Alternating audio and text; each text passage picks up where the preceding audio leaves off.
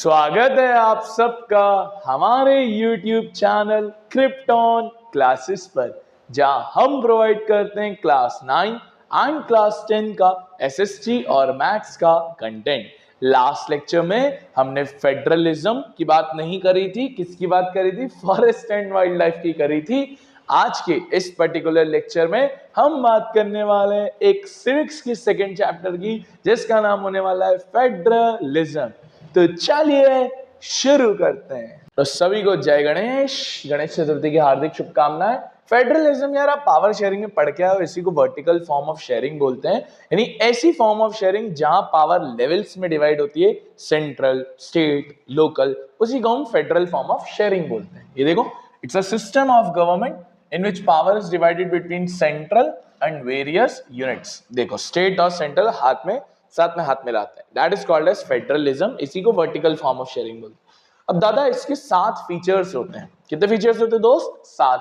5 number का बहुत favourite question.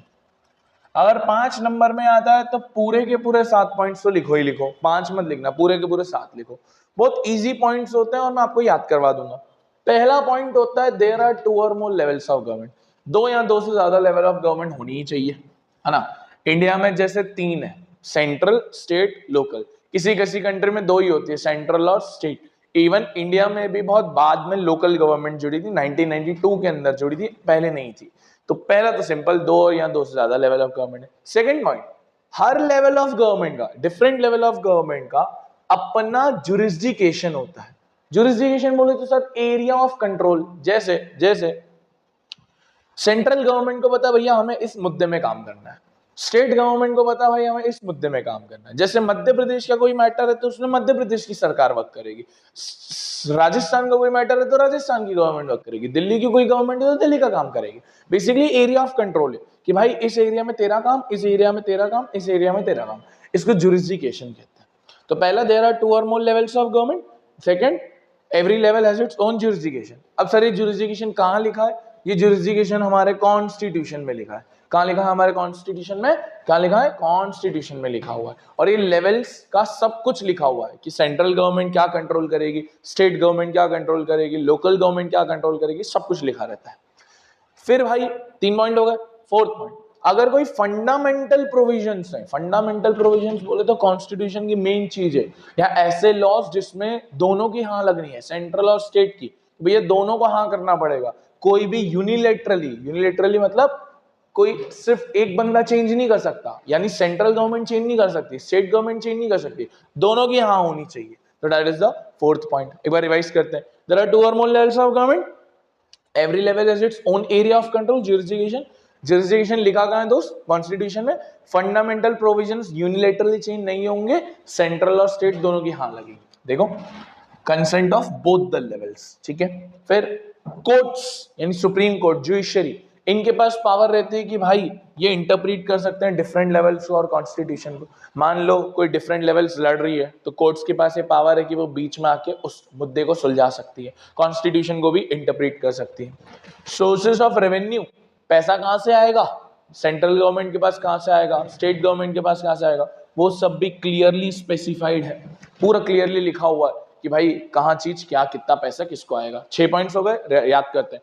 There are 2 or more levels of government, every level is its own area of control, this area of control is written in good constitution। fundamental provisions cannot be changed by unilaterally, एक से नहीं होगा, दोनों से हाँ लगेगी। courts have power to interpret the constitution and sources of revenue are clearly specified। last point, there are 2 objectives of federalism। federalism के 2 प्रमुख ऑब्जेक्टिव होते हैं। पहला होता है यूनिटी को प्रमोट करना, एकता को प्रमोट करना, और दूसरा डाइवर्सिटी को अकोमोडेट करना। अकोमोडेट करने का मतलब इंडिया में जितनी कम्युनिटीज रहती है सब मिलजुल कर रहे, प्यार शांति मोहब्बत से रहे, कोई झगड़ा वगड़ा ना हो। Clear sir? 7 पॉइंट्स पक्का? आप देखोगे फेडरलिज्म 2 तरह का होता है, एक होता है कमिंग टुगेदर फेडरलिज्म और दूसरा होता है होल्डिंग टुगेदर फेडरलिज्म। या नाम से ही समझो, कमिंग टुगेदर साथ में आना, होल्डिंग टुगेदर मतलब पावर को होल्ड करके रखना, बहुत ईजी है। कमिंग टुगेदर मतलब साथ में मिलके काम करना। क्या करना? साथ में मिलकर काम करना। स्टेट्स साथ में मिलके सेंट्रल बनाएगी, स्टेट्स साथ में मिलके क्या बनाएगी? सेंट्रल बनाएगी। यानी यहाँ पर ज्यादा पावरफुल स्टेट है क्योंकि वो पावर दे रही है। तो पहला क्या है सर, कमिंग टुगेदर। यहाँ पर बहुत सारी बड़ी बड़ी स्टेट्स आकर एक बड़ी यूनिट बनाती है, बिगर यूनिट बनाती है, ठीक है। स्टेट्स ज्यादा पावर होती है और इनके पास जनरली इक्वल पावर रहती है। इसमें सर एग्जांपल यूएसए है, स्विट्जरलैंड है, ऑस्ट्रेलिया है, ये कमिंग टुगेदर है जिसमें स्टेट्स पावर देती है सेंटर को। सर दूसरा होता है होल्डिंग टुगेदर, पावर को होल्ड करके रखना, यानी सेंट्रल के पास पावर है और वो किसको पावर दे देगी, स्टेट्स को पावर दे देगी। That is India. इंडिया में दिल्ली वाली सरकार के पास पावर होते हैं और फिर वो राज्य सरकार that is UP, Haryana, Bihar वगैरह वगैरह सारी सरकारों को पावर देती है, पावर को होल्ड करके रखा है। यहां पर सेंट्रल गवर्नमेंट के पास ज्यादा पावर होती है। देखो, large country divides the power between the states, states के बीच में डिवाइड किया जाता है और सेंट्रल गवर्नमेंट थोड़ा ज्यादा पावरफुल होती है। इसके एग्जांपल इंडिया, स्पेन, बेल्जियम, ठीक है। तो कमिंग टुगेदर में स्टेट सेंट्रल को पावर दे रही थी, होल्डिंग टुगेदर में सेंट्रल स्टेट को पावर दे रही है। क्लियरिटी है। और भाई जब भी कमिंग टुगेदर, होल्डिंग टुगेदर आए तो ये डायग्राम बनाना कि सेंट्रल स्टेट्स को दे रही है होल्डिंग, स्टेट सेंट्रल को दे रही है कमिंग, इससे काम आसान हो जाता है। अब जरा क्वेश्चन आता है, क्या हमारा भारत देश फेडरल कंट्री है? तो आंसर है हाँ। वैसे हमारा फेडरल नहीं है, क्वासी फेडरल है, थोड़ा मिडवे आते हैं हम लोग, क्योंकि एक होता है यूनिटरी, यूनिटरी मतलब सिंगल गवर्नमेंट, है ना, और एक होता है federalism, double triple government, but हम उसके मिडिल में आते हैं, that is quasi federalism. Sir कैसे हम एक फेडरल कंट्री है, जरा बताइए। वो 7 फीचर्स के बेसिस पे डिवाइड होगा। क्या हमारे देश में 2 या 2 से ज्यादा गवर्नमेंट है? यस। क्या हमारे देश में एरिया ऑफ कंट्रोल डिवाइडेड है? यस। क्या हमारे देश में कॉन्स्टिट्यूशन है? यस। क्या हमारे उसमें देश में जुडिशरी है, कोर्ट सिस्टम है? यस। तो सर इतने सारे पॉइंट्स यस यस वाले, तो कहीं ना कहीं एक इंडिया फेडरल कंट्री है। अच्छा, अभी मैंने आपको बताया था कि हर लेवल ऑफ गवर्नमेंट का ज्यूरिसडिक्शन लिखा हुआ है कॉन्स्टिट्यूशन में। कैसे लिखा हुआ है? In the form of list. कैसे लिखा हुआ है? In the form of list. 3 list होती है, union list, state list, concurrent list, है ना। 3 लिस्ट होती है दोस्त, union list, concurrent state list, concurrent list. Union list मतलब ऐसी लिस्ट जिसमें देश के मैटर्स आएंगे, नेशनल इंपॉर्टेंस की चीजें आएगी, बड़े बड़े मैटर्स आएंगे। इसमें जनरली कौन सी गवर्नमेंट काम करती है? Central ministry. जैसे करेंसी हो गया, रेलवेज हो गया, डिफेंस हो गया, एटॉमिक एनर्जी हो गया, ये सारे, जैसे defence, banking, currency, foreign affairs, communication, ये सारे बड़े बड़े मैटर्स, इसमें union government, central government rules बनाती है। फिर स्टेट लिस्ट, जिसमें नाम से समझ में आ रहा है स्टेट गवर्नमेंट बनाती होगी, जैसे स्टेट की पुलिस, ट्रेड, एग्रीकल्चर, इरिगेशन, ये सारे स्टेट के मैटर्स होते हैं। तो यूनियन यानी देश के मैटर, सेंट्रल गवर्नमेंट, स्टेट मतलब राज्य के मैटर, स्टेट गवर्नमेंट। सर ऐसे कुछ मैटर्स होते हैं जो दोनों में आते हैं, जहां पर सेंट्रल गवर्नमेंट भी रूल बनाती है, स्टेट गवर्नमेंट भी रूल बनाती है, उसको बोला जाता है कॉन्करेंट लिस्ट। क्या बोला जाता है? Concurrent list. इसमें सबसे बड़ी एग्जांपल एजुकेशन, जैसे एमपी बोर्ड होता है, सीबीएसई होता है, तो स्टेट बोर्ड भी है, सेंट्रल बोर्ड भी। Forest, trade, marriage, adoption, succession, ये सारे मैटर्स किस में आते हैं? कॉन्करेंट में।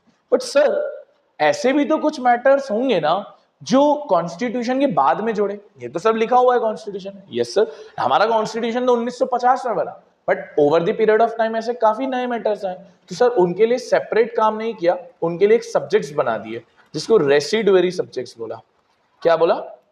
रेसिडुअरी सब्जेक्ट्स, वो सब्जेक्ट्स जो कॉन्स्टिट्यूशन के बाद में जुड़े, आफ्टर इंडिपेंडेंस जुड़े हैं। इनमें एआई, फिर आपका क्या बोलते हैं, डेटा साइंस, कम्युनिकेशन, मतलब ऐसे जो अभी अभी के मैटर्स हैं, इसमें कौन बनाती है सर? सेंट्रल गवर्नमेंट बनाती है, ठीक है। तो ये रेसिडुअरी बाद में आए, ठीक है, जैसे 4 सब्जेक्ट्स रहते हैं। अच्छा सर, हमारे इंडिया को और क्या बनाता है? हमारे इंडिया में स्पेशल पावर्स भी दिए हुए हैं कुछ लोगों को, जैसे आसाम हो गया, नॉर्थ ईस्टर्न स्टेट्स हो गई, इनको एक आर्टिकल दिया हुआ है, दैट इज आर्टिकल 371। इनके अकॉर्डिंग आप आसाम और नॉर्थ ईस्टर्न स्टेट्स में, क्योंकि ये हिस्टोरिकली और ज्योग्राफिकली भाई बहुत ग्रीनरी होती है, तो आर्टिकल 371 के अकॉर्डिंग यहाँ पर इंडस्ट्रीज लगाना, फॉरेस्ट डिपार्टमेंट्स वाला वो पूरा फंडा फिक्स है कि भाई आप यहाँ इंडस्ट्रीज नहीं लगा सकते हो। वो स्पेशल राइट दिया हुआ है आर्टिकल 371। किन किन को दिया है? आसाम, नागालैंड, अरुणाचल प्रदेश, मिजोरम, इनको दिया हुआ है ताकि इनकी हिस्टोरिक और जो जियोग्राफिकल लोकेशन है उनको ध्यान रखा जा सके। फिर आता है क्या हमारे देश में जुडिशरी? यस सर, जुडिशरी भी होती है। फिर Chandigarh, Lakshadweep, Delhi capital, union territories, इनको यूटीज बोलते हैं, ये भी है, ये सेंट्रल गवर्नमेंट के अंडर में आते हैं। यानी इन शॉर्ट बोला जाए तो हमारे देश में फेडरलिज्म वाले सारे फीचर्स आ जाते हैं, है ना, सारे फीचर्स आ जाते हैं, उसमें कोई दिक्कत परेशानी नहीं होती है। हमारे देश में फेडरलिज्म प्रैक्टिस कैसे होता है, बहुत सिंपल है। लिंग्विस्टिक स्टेट्स, देखो over the period of time है ना, इंडिया के अंदर क्या हुआ है ना, लैंग्वेज के बेसिस पे स्टेट्स का विभाजन हुआ है। जैसे एग्जांपल के तौर पर बॉम्बे जो इंडिपेंडेंस के टाइम में, उससे दो एरियाज कटे थे, एक गुजरात कटा था, एक महाराष्ट्र कटा था। ऐसे ही तमाम टुकड़े हुए लैंग्वेज के बेसिस पे। जियोलॉजिस्ट कहते थे कि शायद अगर आप ये लैंग्वेज से तोड़ोगे ना तो आपका देश डिसयूनाइट हो जाएगा, एकता नहीं रहेगी। बट इसका उल्टा हुआ, आज हमारे देश में 28 टुकड़े, 28 राज्य हैं और 8 केंद्र प्रशासित देश है या केंद्र प्रशासित राज्य, दैट इज यूटीज। अब इतने टुकड़े हैं फिर भी हमारा देश यूनाइट है कि नहीं, तो ये बात होती है भाई, खास बात होती है हमारे भारत भूमि की। तो जैसे कौन कौन से स्टेट्स ऐसे टूटे हैं, नागालैंड, उत्तराखंड, झारखंड, ऐसे तमाम टुकड़े टूटे हैं over the period of time for the language के बेसिस पे, ठीक है। फिर हमारे देश में लैंग्वेज पॉलिसी की भी बात कर लो सर। हमारे देश में क्या कोई नेशनल लैंग्वेज है, तो आंसर है नहीं। हमारा देश एक सेक्युलर कंट्री है जो किसी रिलीजन, किसी कास्ट, किसी लैंग्वेज, किसी कलर को प्रमोट नहीं करता है, तो हम सेक्युलर कंट्री है। बट हाँ, हमारे देश में ऑफिशियल लैंग्वेजेस हैं, कितनी है सर, 22। हिंदी को हटा के 21 और टोटल ऐसे कितनी है, 22। और 22 ऑफिशियल लैंग्वेजेस में सारा काम काज चल जाता है। अब सेंट्रल गवर्नमेंट इंग्लिश का भी यूज कर सकती है अगर ऑफिशियल पर्पसेस को यूज करना है। कैंडिडेट के पास मौका होता है कि कोई भी एग्जाम दे रहा है सेंट्रल गवर्नमेंट की, तो इन वो ऑफिशियल लैंग्वेजेस में से कोई सी भी लैंग्वेज के अंदर वो चीज दे सकता है। अच्छा सर, ये कहाँ लिखी रहती है, ये आपको याद रखना है, ये शेड्यूल 8 में लिखी हुई है। कॉन्स्टिट्यूशन के कौन से शेड्यूल में लिखी है दोस्त, 8 में लिखी है, क्योंकि ये भी पूछ लेता है। फिर एक ये सेंटर स्टेट रिलेशन, थर्ड चीज, एक तो लिंग्विस्टिक स्टेट्स था, एक लैंग्वेज पॉलिसी था, एक सेंटर स्टेट। देखो जब भारत आजाद हुआ था ना, तो उस समय सेंट्रल गवर्नमेंट बड़ी पावरफुल थी। केंद्र में जो सरकार होती थी, दिल्ली की सरकार कांग्रेस रन करती थी, बड़ी स्ट्रांग थी और over the period of time काफी डोमिनेशन चला उनका।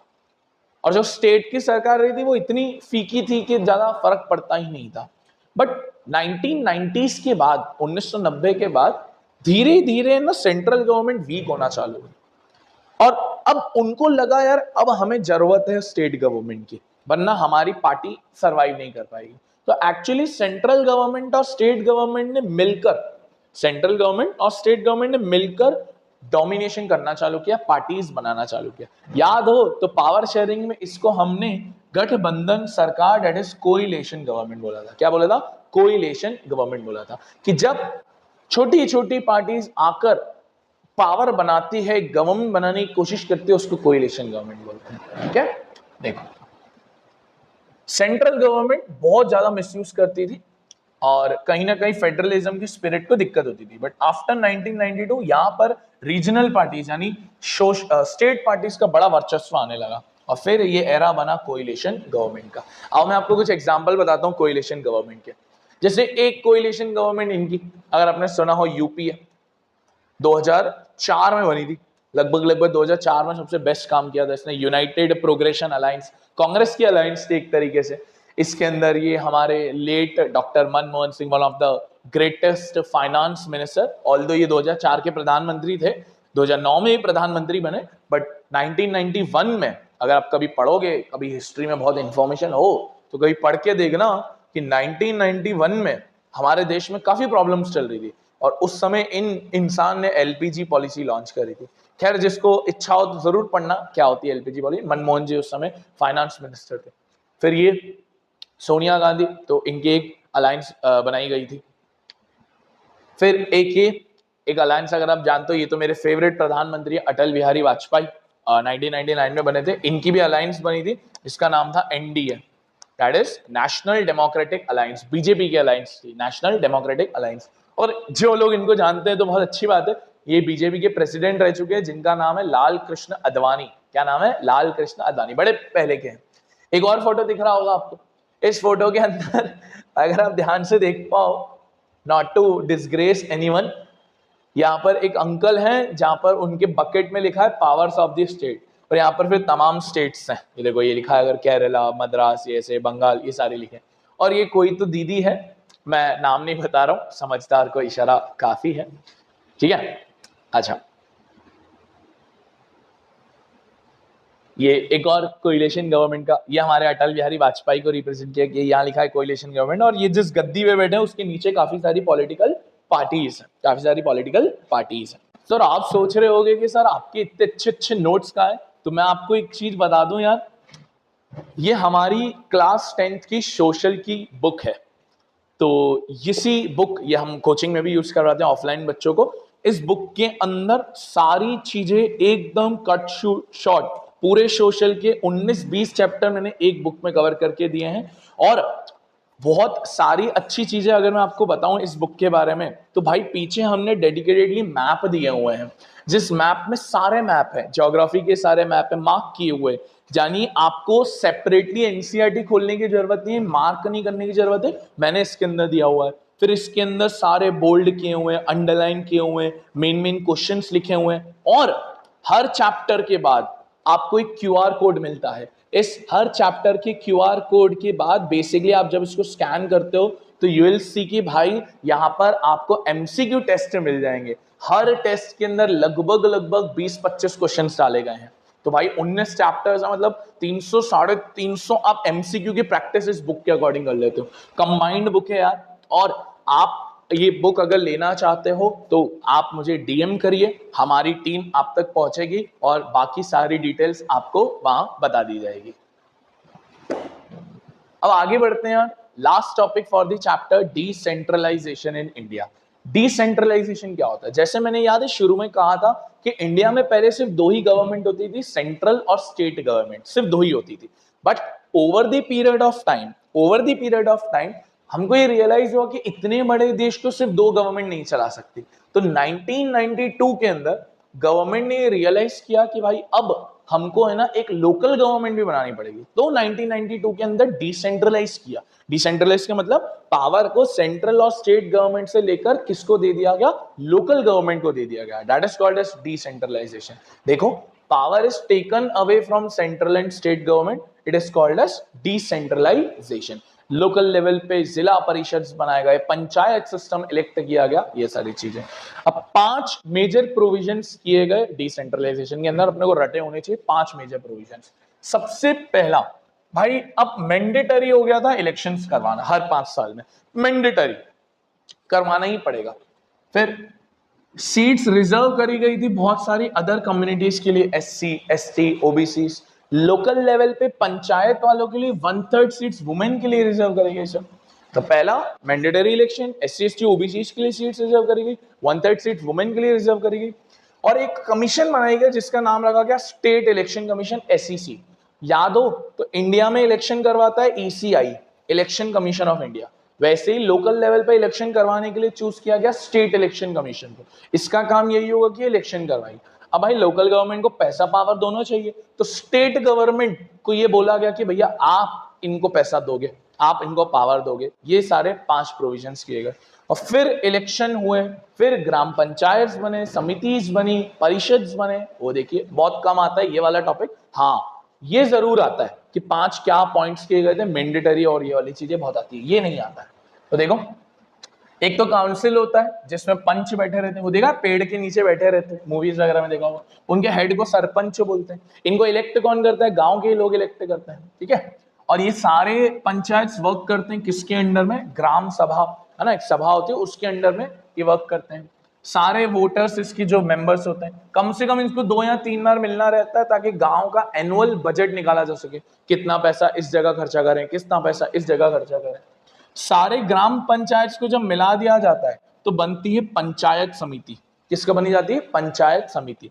और फिर ये सारी पंचायत समिति मिला के बनाती है जिला परिषद। जिला समझते हो? एक डिस्ट्रिक्ट, जैसे इंदौर जिला, देवास जिला, उसके अंडर ये सब वर्क करते हैं। लोकसभा, एमएलए वगैरह वगैरह, इन सबके मेंबर्स होते हैं जिला परिषद के। और जैसे बिग सिटीज होती है वहां पर फिर म्युनिसिपल कॉर्पोरेशन चलती है ना, जैसे इंदौर म्युनिसिपल कॉर्पोरेशन हो गई। इसके हेड कौन रहता है? जनरली मेयर इसका हेड रहता है। कौन इसका हेड रहता है? मेयर इसका हेड रहता है। तो ये है आपका छोटा सा फेडरलिज्म चैप्टर। फीचर्स ध्यान रखना, टाइप्स ध्यान रखना, वो क्या बोलते हैं लिस्ट याद रखना, यूनियन, स्टेट, कॉन्करेंट, रेसिडुअरी, और ये डिसेंट्रलाइजेशन याद रखना। छोटा सा चैप्टर है बट इंपॉर्टेंट चैप्टर है। तो आई होप आपको ये वीडियो पसंद आई होगी, और अगर बुक खरीदनी है तो डीएम में मैसेज करिए, हम आप तक पहुंचेंगे। Thank you for watching this video. Radhe Radhe.